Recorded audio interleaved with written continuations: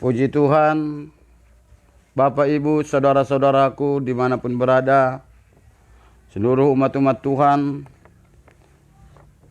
Pada siang hari ini kita patut bersyukur atas kemurahan Tuhan dan kebaikan Tuhan yang selalu menyertai hidup kita. Hingga sebagaimana kita ada pada saat ini, kita sadar ini adalah anugerah Tuhan dalam kehidupan kita. Saudaraku, saya akan membagikan sekilas renungan firman Tuhan buat kita semua yang saya ambil dari kitab Kolose 2 ayat 6 dan ke-7. Judul perikopnya di sini, kepenuhan hidup dalam Kristus. Kamu telah menerima Kristus Yesus Tuhan kita. Karena itu hendaklah hidupmu tetap di dalam Dia. Hendaklah kamu berakar di dalam Dia dan dibangun di atas Dia. Hendaklah kamu bertambah teguh dalam iman yang telah diajarkan kepadamu, dan hendaklah hatimu melimpah dengan syukur. Puji Tuhan, Bapak Ibu Saudara terkasih, pembacaan firman Tuhan, renungan firman Tuhan buat kita di sore hari ini. Saudara terkasih, kita lihat di sini di dalam ayat 6 ini, kalau kita sudah menerima Kristus Yesus sebagai Tuhan dan Juru Selamat kita, maka hendaklah hidup kita itu tetap di dalam Dia. Jangan pernah meninggalkan Tuhan atau keluar dari jalan Tuhan. Sekali menerima Yesus, tetap ikut Yesus. Tetap mengandalkan Tuhan dalam setiap lakumu, dalam setiap hidup kita. Apapun jangan bisa memisahkan kita dari kasih Tuhan. Kalau ada pun penderitaan, kalau ada pun masalah dan persoalan, jangan itu membuat kita lari dari jalan Tuhan. Masalah dan persoalan justru membuat kita semakin mendekatkan diri kepada Tuhan. Karena Tuhan yang bisa menolong hidup. Tuhan bisa memberikan jalan keluar dalam setiap masalah. Percayalah kepada Tuhan. Turutilah apa kata firman-Nya. Maka Dia akan menolong setiap hidup kita. Setiap kita yang sudah menerima Kristus Yesus Tuhan kita, terus ikut Tuhan. Tuhan pasti memberikan pertolongan, memberikan jalan keluar dalam setiap hidup kita. Tetapi kalau kita keluar dari jalan Tuhan, walaupun kita sudah menerima Kristus Yesus Tuhan kita, maka seperti dikatakan dalam kitab Yohanes 15, di luar aku kamu tidak bisa berbuat apa-apa. Di luar Tuhan justru iblis yang senantiasa menggerogoti hidup manusia. Yang membuat masalah dan persoalan itu bukan Tuhan tapi iblis. Iblis senantiasa akan berusaha mencuri, membunuh dan membinasakan. Seperti dikatakan dalam firman Tuhan dalam Yohanes 10 ayat yang 10. Pencuri datang untuk mencuri, membunuh dan membinasakan. Tetapi aku datang untuk memberimu hidup dan hidup dalam segala kelimpahan. Maka jangan keluar dari Tuhan kalau sudah menerima Tuhan. Kalau sudah menerima Kristus Yesus sebagai Tuhan dan Juru Selamat, jangan pernah tinggalkan Tuhan atau keluar dari jalan-jalannya Tuhan. Teruslah ikuti jalan-jalan Tuhan.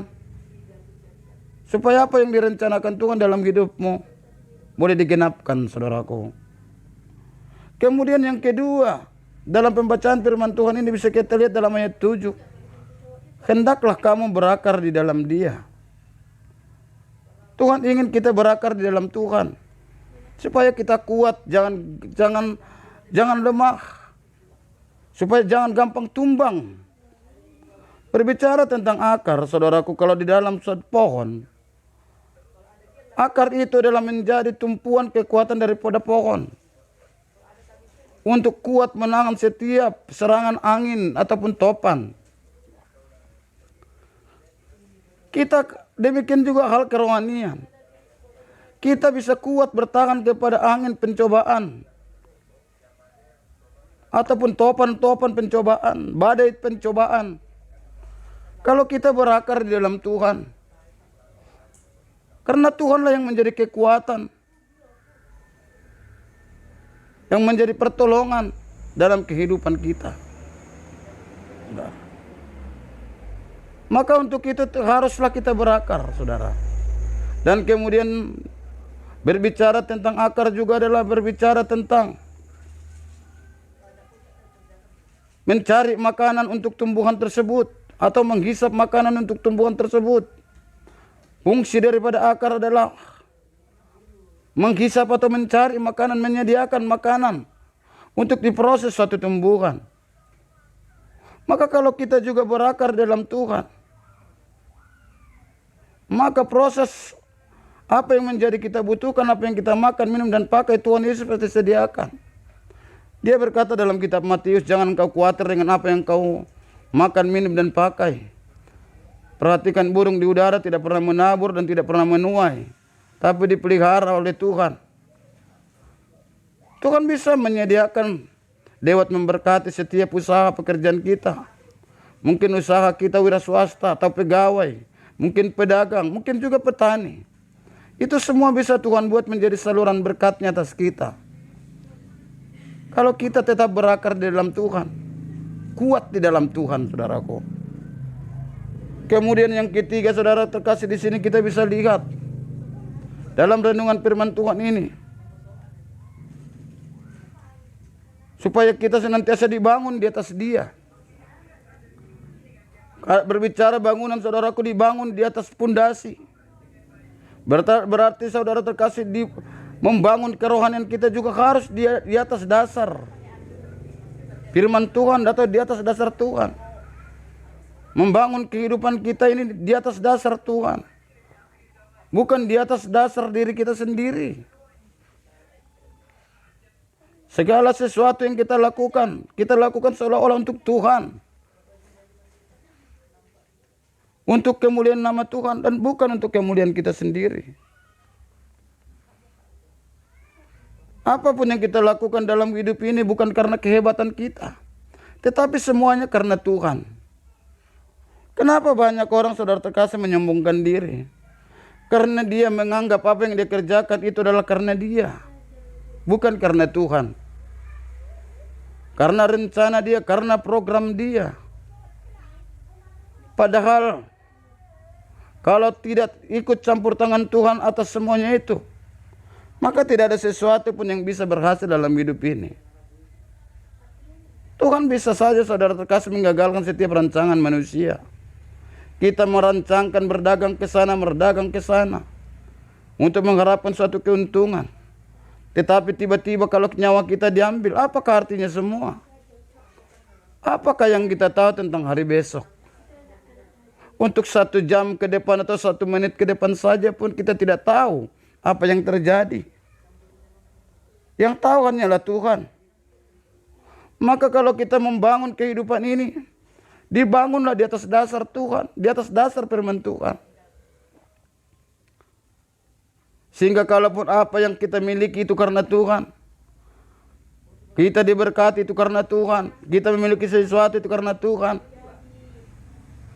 dan kita semakin rendah hati di hadapan Tuhan. Tuhan berkata, barang siapa merendahkan hati akan ditinggikan, tapi barang siapa meninggikan hati dia akan direndahkan. Itu sebabnya selalu diajarkan oleh Tuhan, segala sesuatu yang kau lakukan, lakukanlah itu karena Tuhan. Maka Tuhan Yesus pasti memberkati. Bangunlah hidupmu, bangunlah imanmu di atas dasar Dia. Kemudian saudara terkasih, yang keempat dalam pembacaan firman Tuhan ini, yang kita lihat di sini, supaya kita bertambah teguh di dalam iman kepada Tuhan Yesus Kristus. Bertambah teguh artinya tidak bertahan dalam keadaan, tidak berpuas diri dengan keadaan. Sudah menjadi Kristen itu sudah cukup. Ada yang memberkati anak sudah cukup. Ada yang mewakafkan atau menguburkan ketika ada yang meninggal dunia itu sudah cukup. Padahal yang diinginkan Tuhan bukan siapa yang menguburkan, siapa yang memberkati. Yang diinginkan Tuhan adalah iman kita, keteguhan iman kita.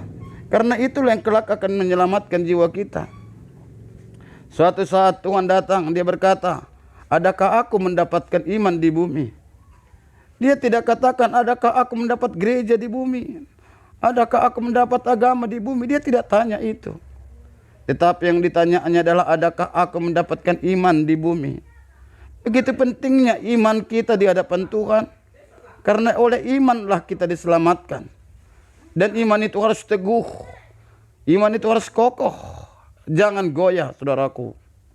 saudaraku yang terkasih dalam Kristus, naik terus imanmu, bertambah teguh iman kita. Pengenalan kita akan Tuhan terus bertambah-tambah. Kemudian saudara terkasih yang terakhir, yang kelima, bisa kita lihat di sini yang inginkan Tuhan kepada kita kalau kita sudah menerima Kristus Yesus sebagai Tuhan dan Juru Selamat kita. Hati kita harus melimpah dengan syukur. Hidup di dunia ini tidak selamanya makmur. Hidup di dunia ini tidak selamanya saudaraku baik. Kadangkala ada susah, kadangkala ada sengsara. Baik susah, baik pun senang. Walaupun ada sengsara maupun ada kebaikan. Tapi firman Tuhan katakan, kita harus limpah dengan syukur.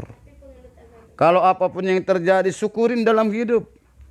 Kalau terjadi kekurangan, kita juga harus tetap mengucap syukur kepada Tuhan. Limpah hati kita dengan syukur. Jangan gampang bersungut-sungut dan jangan gampang kecewa. Hidup ini bukan seperti apa yang kita lihat ini saja. Hari ini menderita, belum tentu besok terus menderita. Hari ini mungkin kita menderita, tapi besok mungkin berubah. Karena segala sesuatunya bisa terjadi. Tapi apapun yang terjadi dalam hidup, jangan pernah bersungut-sungut. Persungutan bukan menambahkan satu apapun. Justru persungutan itu membuat Tuhan tidak senang. Atau persungutan itu membuat murka Tuhan dalam hidup kita.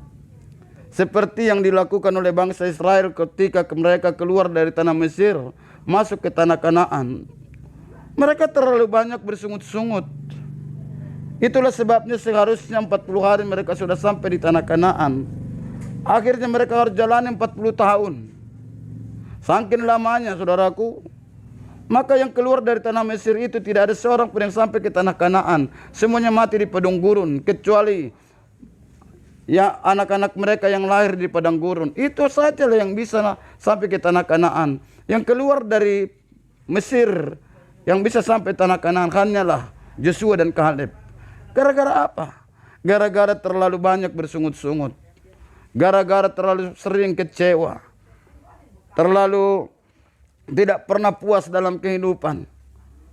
Padahal kalau kita tetap mengucap syukur, limpah dengan syukur, keadaan itu saudaraku tetapnya, saudara terkasih, begitu. Lalu kita limpah dengan syukur, maka kita bisa jalani hidup itu. Mungkin lewat kita mengucap syukur, Tuhan memperhatikan hidup kita. Dan Tuhan bisa melimpahkan damai sejahteranya, melimpahkan rahmatnya. Sehingga kita tidak kekurangan sesuatu apapun. Bapak Ibu Saudara terkasih, renungan firman Tuhan ini mengingatkan kita dalam kita hidup, dalam kita menjalani hidup ini saudaraku. Dalam Kolose 2 ayat 6 dan 7 ini, pertama-tama diminta kepada kita kalau kita sudah menerima Kristus Yesus sebagai Tuhan dan Juru Selamat kita, maka hendaklah tetap di dalam Dia. Dan kemudian berakarlah di dalam Dia dan mau dibangun di atas Dia. Bertambah teguh dalam iman kepada Dia dan tetaplah hati kita limpah dengan syukur. Puji Tuhan Bapak Ibu Saudara terkasih. Itu yang bisa saya sampaikan menjadi renungan firman Tuhan buat kita semua. Kiranya ini memberkati kita semua. Kalau pada saat ini engkau punya persoalan dan masalah, tetaplah tinggal dalam Tuhan, percayalah kepada Tuhan. Maka Tuhan pasti memberikan pertolongan kepadamu. Bagi Tuhan tidak ada yang mustahil. Kalau Dia sudah berfirman, maka Dia pasti menggenapi setiap firman-Nya. Kalau Bapak Ibu pada saat ini ada yang sakit, tetaplah percaya kepada Tuhan.